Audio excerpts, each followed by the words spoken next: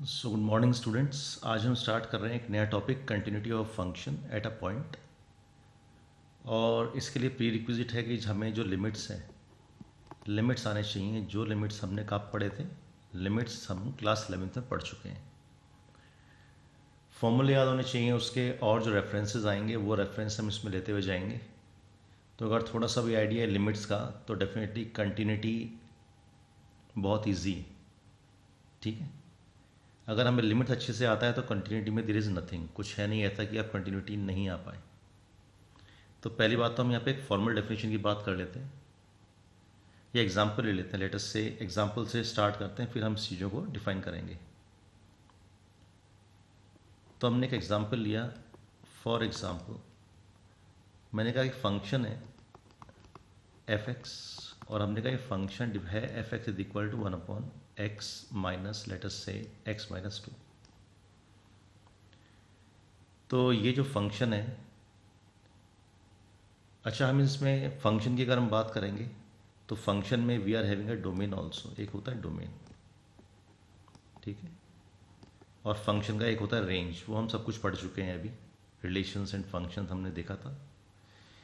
तो अगर हम इस फंक्शन की बात करें तो ये फंक्शन कहाँ पे डिफाइंड नहीं होगा, और हम बात कर रहे हैं इसका जो डोमेन है, डोमेन इज रियल नंबर्स, ठीक है। डोमेन ऑफ रियल नंबर्स, इसका डोमेन पूरा रियल नंबर्स है। तो क्या ये फंक्शन डिफाइंड होगा हर किसी रियल नंबर, रियल वैल्यू के लिए? No, it will not be defined for x is equal to 2। X is equal to 2 के लिए डिफाइंड ही नहीं होगा। अगर x की वैल्यू 2 रखेंगे तो क्या हो जाएगा, 2 माइनस 2 0 हो जाएगा नीचे डिनोमिनेटर में, तो डिफाइंड ही नहीं होगा।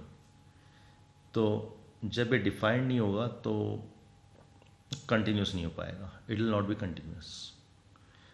तो इसका मतलब कंटिन्यूटी के लिए अगर हम बात कर रहे हैं कि एक जो फंक्शन है, function need to be continuous, तो उसके लिए क्या होना चाहिए, जो फंक्शन होना चाहिए, function need to be defined for every point, ठीक है। Function need to be defined at every point in domain, अपने डोमेन में वो हर जगह पे डिफाइंड होना चाहिए, at every point in its domain. तो पहला चीज़ तो ये हो गया।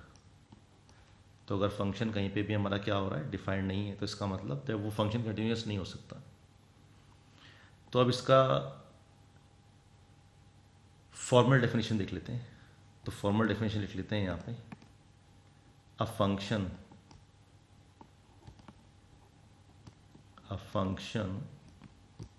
Is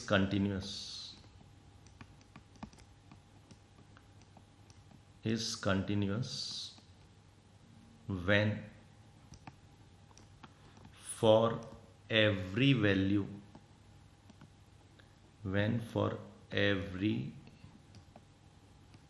value k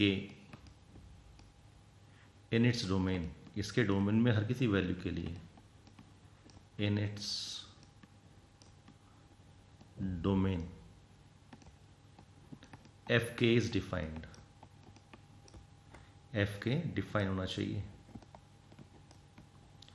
fk is defined and, और क्या होना चाहिए, लिमिट भी एग्जिस्ट करनी चाहिए। Limit x tend to k, जो फंक्शन है इसका वैल्यू किसके बराबर आना चाहिए, इसका वैल्यू, फंक्शन का value at x is equal to k के बराबर आना चाहिए। तो इसका मतलब इस पॉइंट पे, जिस हम पॉइंट की बात कर रहे हैं, that means eight every point k, उसके पॉइंट पे लिमिट भी एग्जिस्ट करना चाहिए और फंक्शन का वैल्यू भी उसके इक्वल आना चाहिए। जब हमने पहले लिमिट्स पढ़ा था इन क्लास 11th, तो हमने वहाँ पे ये बात नहीं की थी हमारा फंक्शन डिफाइंड होता नहीं होता, उससे हमें प्रॉब्लम नहीं थी, लिमिट एग्जिस्ट करनी चाहिए थी, ठीक है। तो वहाँ पे लिमिटिंग वैल्यू आता था हमारा। यहाँ पे जो हमारा लिमिटिंग वैल्यू आएगा वो, और जो फंक्शन का वैल्यू आएगा at x is equal to उस पॉइंट पे, जिस पॉइंट पे हम कंटिन्यूटी को चेक कर रहे हैं, वो दोनों वैल्यू इक्वल आना चाहिए। अगर ऐसा है तो हम कहेंगे the function is continuous, the function is continuous else not, ठीक है। तो इससे एग्जाम्पल देख लेते हैं। एक एग्जाम्पल देखते हैं। यहाँ पे हमने एक फंक्शन डिफाइन किया हुआ है।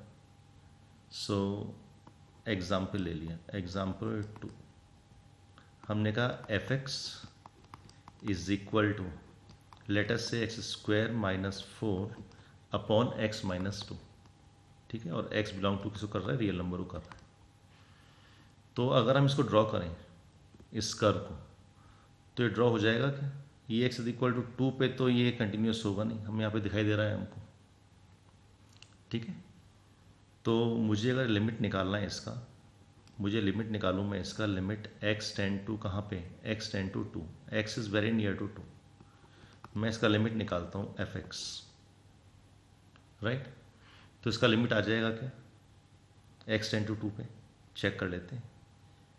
तो हम क्या करते हैं इसमें, लिमिट कैसे निकालेंगे, ऊपर तो हम इसे कर देंगे x माइनस 2 एक्स प्लस 2, और डेफिनेटली नीचे हम इसे x माइनस 2 से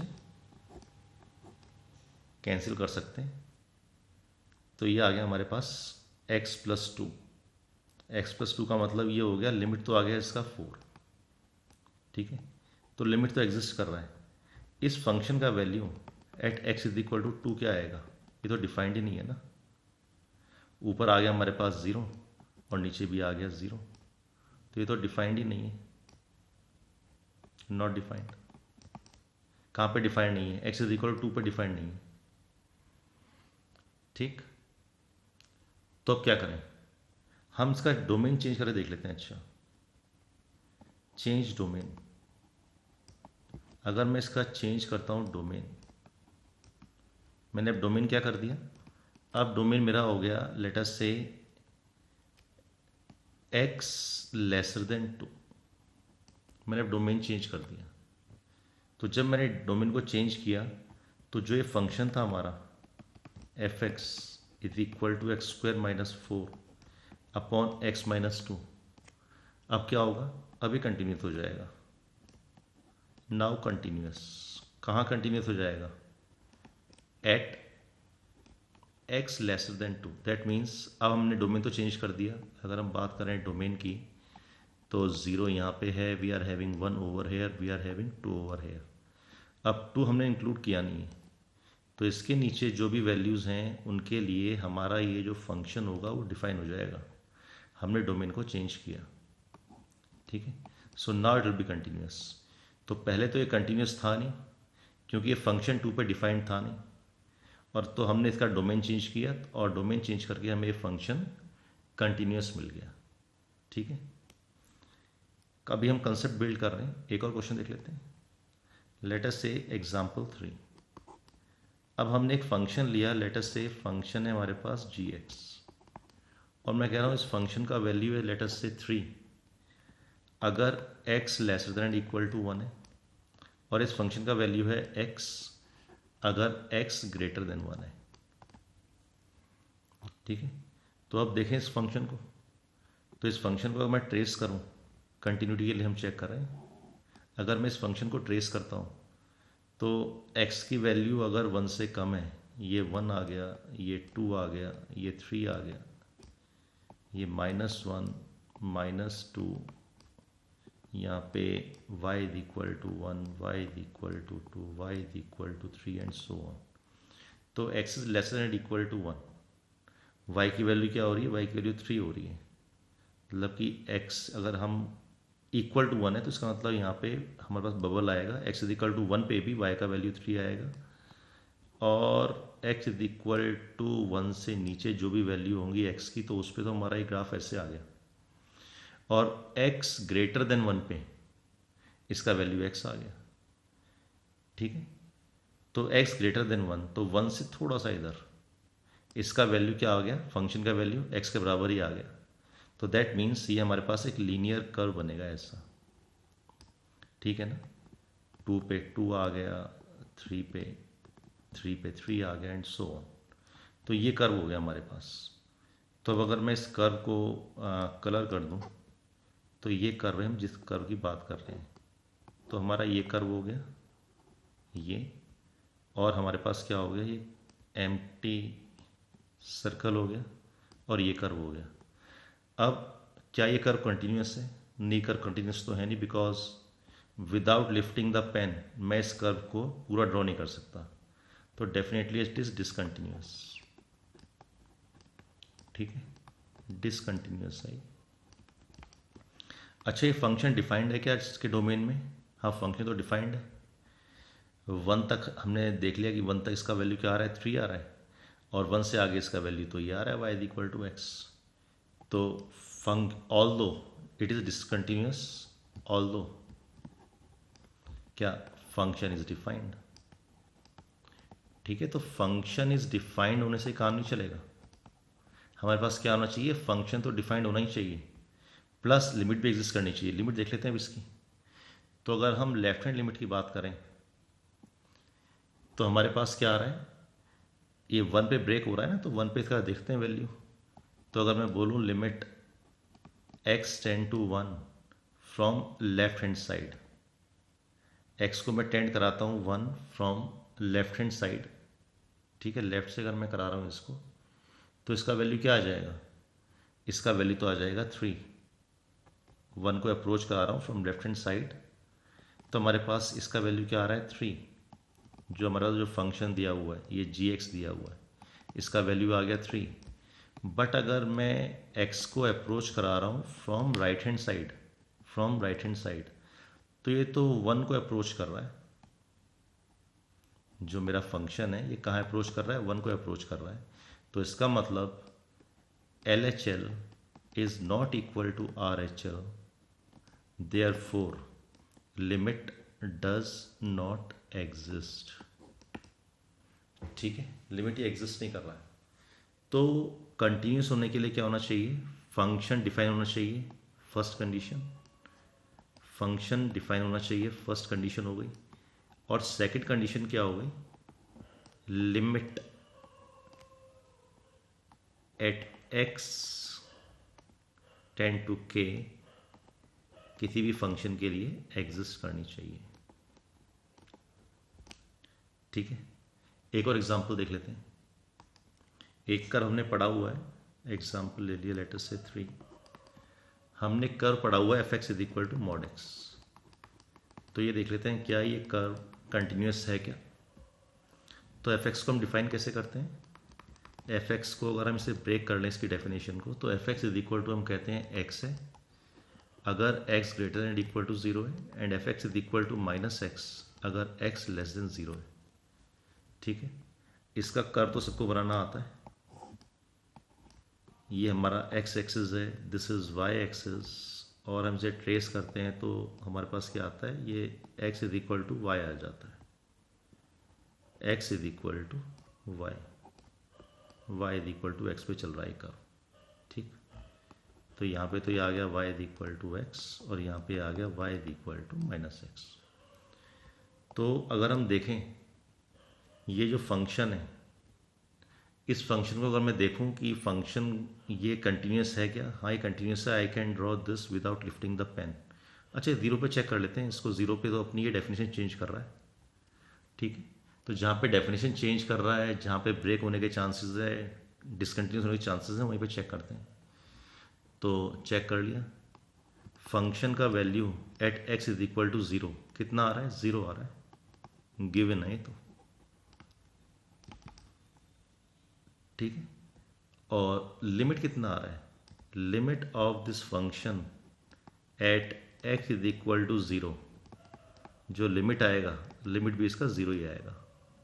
तो लिमिटिंग वैल्यू और फंक्शन का वैल्यू एट 0 इज 0, ये दोनों चीज़ें आ गई हमारे पास। तो इसका मतलब ये जो फंक्शन है, दिस फंक्शन इज कंटिन्यूस।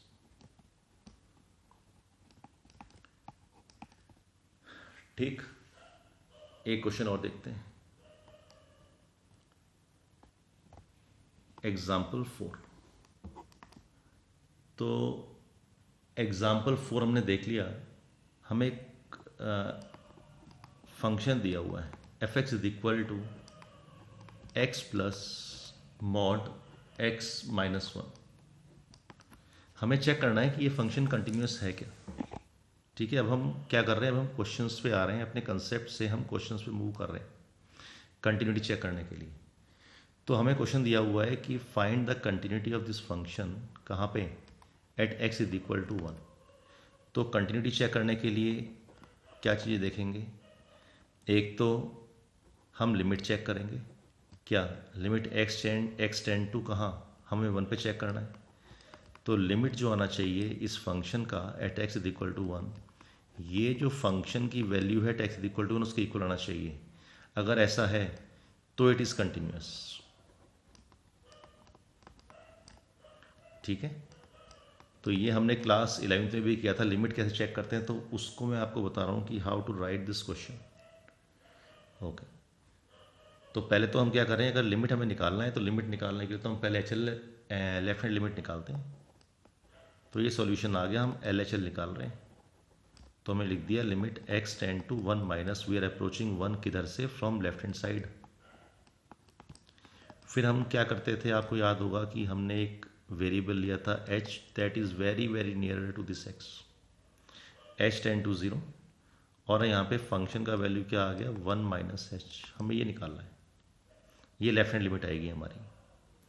तो ये वैल्यू क्या आ जाएगा हमारे पास, limit h tend to 0, x की जगह 1 माइनस एच लगा देना है, तो mod of 1 minus H plus mod of 1 minus H minus 1।